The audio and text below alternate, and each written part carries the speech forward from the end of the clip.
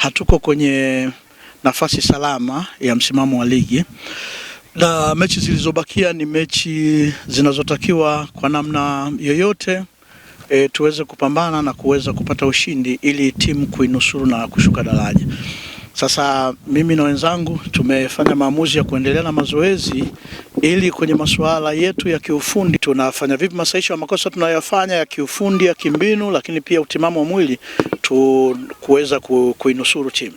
Maandalizi yetu tunayoyafanya yanatokana na aina ya mechi tutakazokuja kuzicheza, na kimsingi ndio sababu iliyofanyisha tuendelee na mazoezi katika mapumziko haya ya kalenda ya FIFA.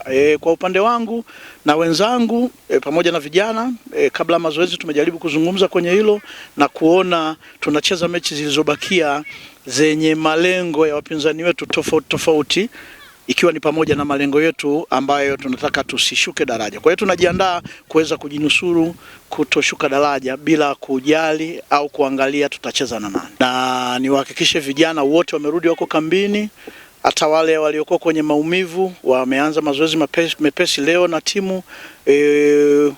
Tuje tuendelee kupambania timu yetu ili isishuke daraja. Ligi ni ngumu, haitakuwa rahisi mechi, lakini ukiangalia kila mchezaji analijua hilo, ndio maana yuko tayari kwa ajili ya kutetea Mbeya City. Mimi kwanza niwahakikishia watu wajue kitu kimoja, sisi timu yetu inabaki, mimi na asilimia almost 90 timu lazima ibaki ligi kuu. Na ukiangalia kwa mechi zilizobaki, mechi sio rahisi, lakini mimi naamini kwa mapambano yetu na tunavyojiandaa mpaka kuhakikisha siku zinafikiza mechi tutapata matokeo mazuri.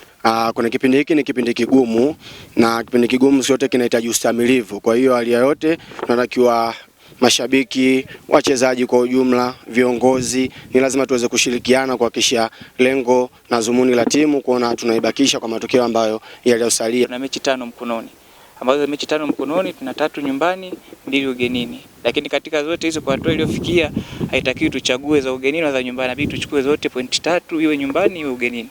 Ni hicho tu kikubwa. Kama uongozi tumejipanga vizuri kutengeneza saikolojia za wachezaji, lakini pia technical bench naamini inafanya vizuri kuhakikisha kwamba wachezaji wanakuwa imara na wachezaji pia wanakwenda kutekeleza wajibu wao.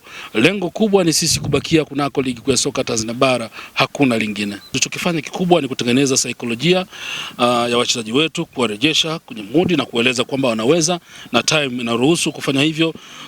Hicho ndio kikubwa, kwa sababu kwenye pitch ndio kunatoa majibu yote. Kwa hiyo kama management tunakwenda kutekeleza kila jambo ambalo technical bench inalitaka, wachezaji wanalitaka, ili kuweka saikolojia zao vizuri wakatupe matokeo chanya, hasa ya kubaki kwenye ligi kuu ya soka Tanzania bara, kwa sababu hii ndio ligi yenye hadhi kubwa hapa nchini. Hakuna ligi nyingine tena. Kwa hiyo hakuna mtu ambaye anapenda kukaa kwenye hadhi ambayo iko ya chini. Kila mtu anapenda kukaa kwenye hadhi ya juu.